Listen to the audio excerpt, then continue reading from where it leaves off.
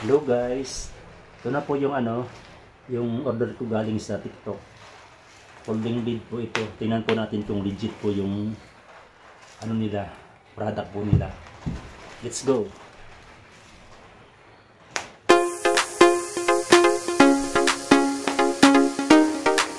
Basa po guys ng